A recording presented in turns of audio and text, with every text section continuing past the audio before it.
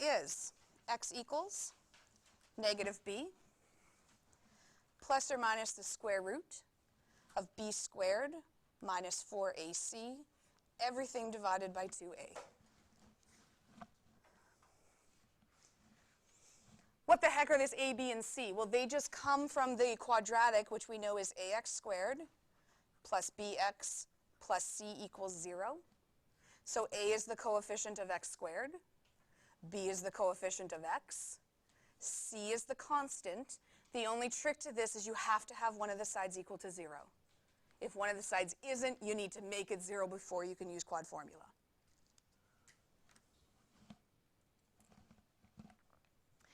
Now, Gabriella, what do you guys call this in Brazil? Which is the name of the guy that invented it, and I had no idea that till I had my first Brazilian. I'm like, oh, look at that. They love this. They use it all the time because it works for every question. They're like, factoring, why bother? We're like, factoring, yay.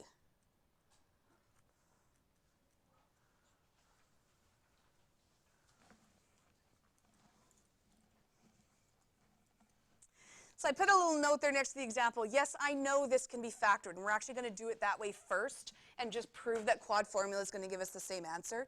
So something like this, I personally would never use method 4 because I can factor this in 10 seconds, split and solve it in my head.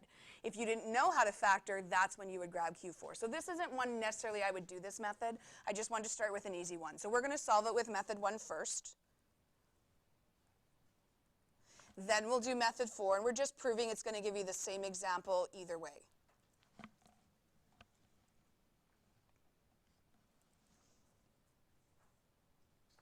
So method 1 is our factoring. This is product sum factoring. So we're thinking, what are the two numbers that multiply to give us 6?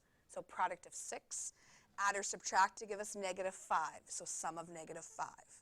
Okay, so what are all the factors of 6? 1 and 6, 2 and 3.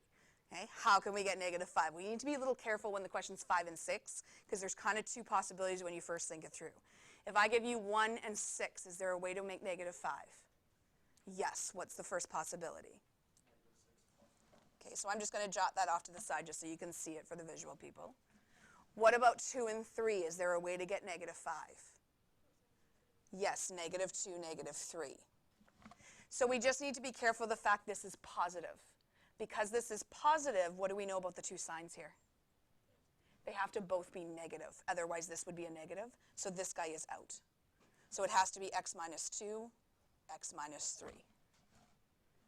Just repeating, if you picked negative 6 plus 1, you would have x squared minus 5x minus 6. And that's not what the question asks you. Okay, step after that is we split these and solve. So I have x minus 2 might be 0, or x minus 3 might be 0. How do I get rid of this minus 2? Add to the other side, so x equals 2. How do I get rid of the negative 3? Add it, so x equals 3. Well, is it 2 or is it 3? What's the answer?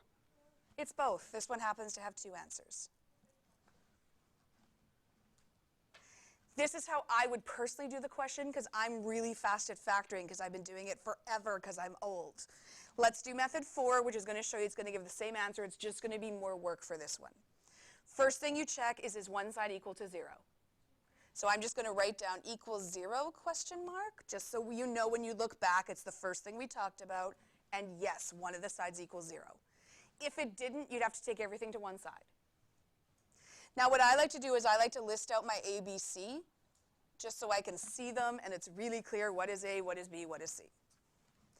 A is the first coefficient. It's the coefficient of x squared. I don't have one. Yeah, sure we do. We know it's 1. B is the second coefficient or the coefficient of x. Negative 5. C is the constant or the number without a variable. 6. Quadratic formula is x is equal to negative b plus or minus the square root of b squared minus 4ac all divided by 2a. Is it on your formula sheet or do you need to know it? Prove it.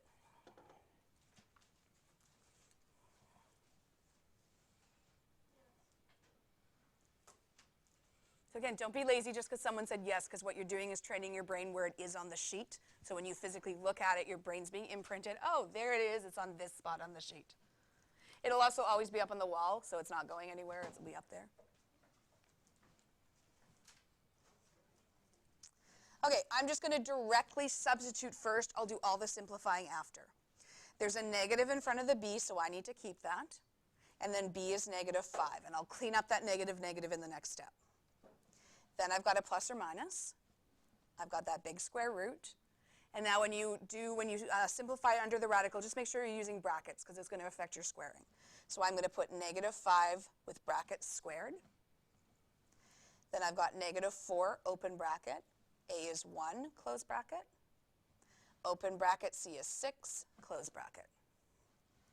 Then this whole thing is divided by 2 times open bracket. A is 1, close bracket. I do 3 pieces of simplifying on the first step. I take care of the negative. I'm going to do my negative 5 squared. I'm going to do my 4 times 1 times 6, and I'm going to do my 2 times 1. If you can do more in your head, great. If you can't do all that in one step, who cares?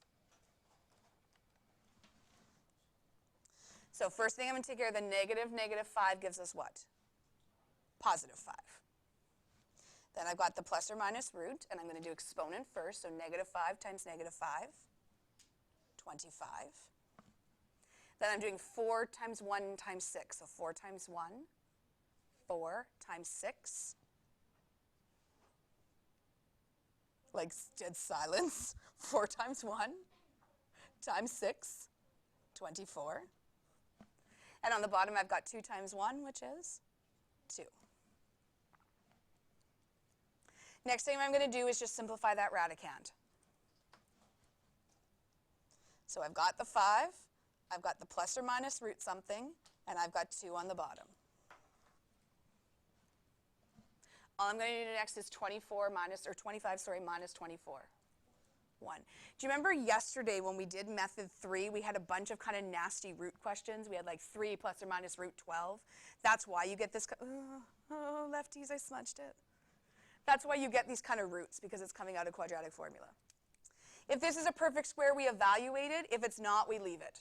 So if we can take the square root, we do. If we can't, I would just leave it alone. Can we take the square root of 1? What? Can we take the square root of 1?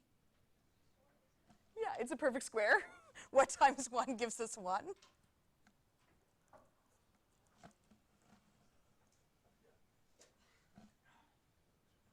And now all I'm going to do is split into the 2 possible answers.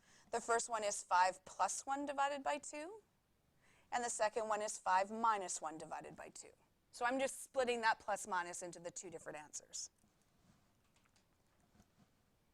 I'm going to do the top first, then I'm going to do the division. So 5 plus 1, 6. 6 divided by 2. 5 minus 1, 4. 4 divided by 2.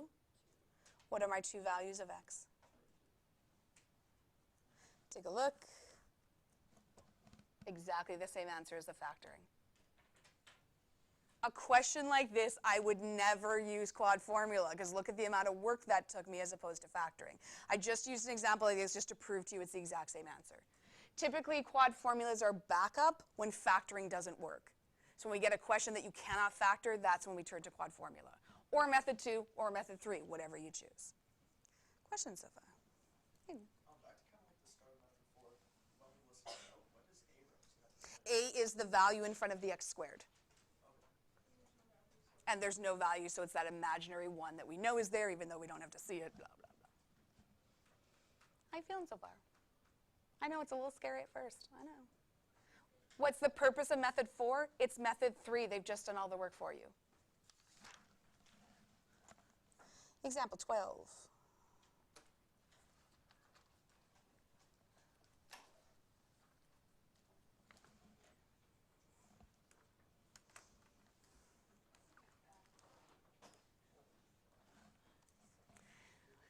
Let's pretend I said solve this by factoring. What would you do? Besides cry, okay, then you'd wipe away your tear, like, hey, gotta factor. How do we factor this? So 2 times 1 is the product, so product is 2. What's the sum we're looking for? Negative 10. So then in your head you'd say, okay, what are the numbers that multiply to give me 2, add or subtract to give me negative 10? So what are the factors of 2? 1 and 2, and that's it. Make negative 10 out of those. Can you factor this? No. So this is where factoring is going to let us down. This is why we have other methods, because not every question is going to be factorable. Because it's not factorable doesn't mean it's not solvable.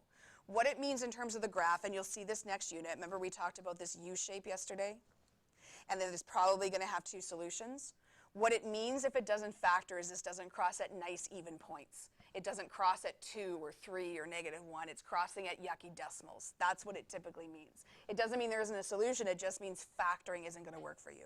So what do we do when we can't factor? We pick another method. We're going to practice quad formula. Write down the A, write down the B, write down the C. You don't have to do that. I'm just left-brained, and I like to see them in a little list over there.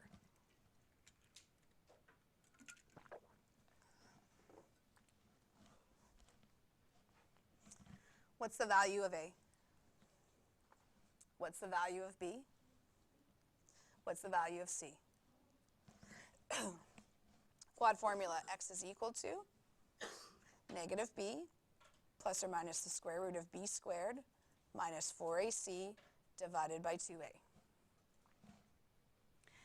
Remember I told you yesterday that quadratics are going to come back in grade 12, like in 4 different units, and I'm going to keep saying, how many ways there to solve a quadratic? How many ways there to solve a quadratic? And what are the 4 ways to solve a quadratic?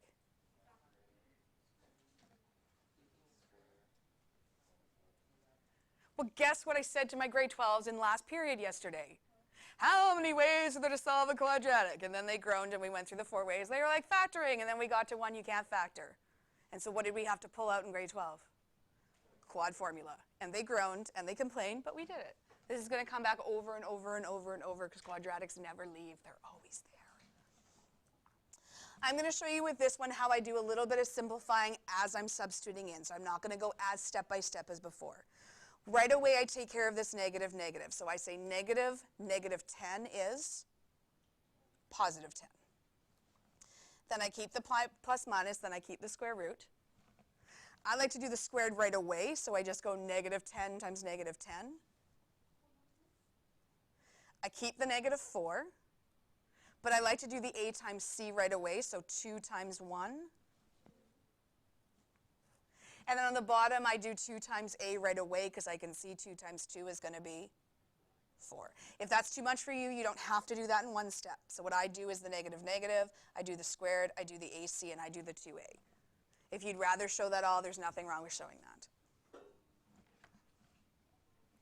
Then usually I get a little bit lazy at this point. I don't want to have to rewrite all this, so I just do the 4 times 2 now. What's 4 times 2? And I just kind of cross it out and put an 8 because I don't want to rewrite it. Then next I deal with that radicand. So I'm going to keep the 10 in front. I'm going to keep the plus minus. I'm going to keep the radical. And I'm going to keep the 4 on the bottom. And then I go 100 minus 8, 92. And then I ask myself, okay, can I simplify root of 92? Thank you. Can I simplify root of 92? And if your answer is, I don't know, then how can you find out if we can simplify root of 92? Go back to unit 2. What did we do with the radicand? Yeah, we prime factored it. Okay, so give me 2 numbers that equal 92. 23 and 4. Are either of those prime? Okay, so then break them both down into something. So 4 is the easy one. 4 is what times what? So 2 squared. 23. Well, it's not bad. It's odd, but that's not its fault. Half the numbers are odd. Just like half teenagers are odd, really, when you think about it. It's usually the boys. Okay, so if you're not sure, just go through in your head. Can we divide 23 by 2? By 3? By 4? By 5? By 6? 7? 8? 9, 10? So what does it tell you about 23? It's probably going to be prime, and it is prime. So off to the side now, I'm just going to do root 92, then is root 2 squared times 23. And so root 92 is equal to 2 root 23. This is why we did this last unit, by the way, is for quad formula. So keeping the 10, just swapping out my root 92 for 2 root 23. And then I still have a 4 on the bottom. And the last thing, if all 3 of these numbers, so not the radicand, but if all 3 of the numbers can be reduced, then I have to reduce it. So is there anything I can divide 10 and 2 and 4 by? Okay, so 10 divided by 2. 2 root 23 divided by 2. Root 23. 23. 4 divided by 2. There's my final answer. That's why it's not factorable, because it's a crazy decimal number. We could put that into the calc, and we could split that plus minus, and we can get 2 values. There's just no point of that. I don't care what the decimal value is. I cared about solving it. The 2 values that we got, we were like the line crosses x. Questions so far? Musical interlude. We're going to have a little musical break where you get to put your head down on your desk and have a slight little nap and just listen. I know, when does this ever happen in math class?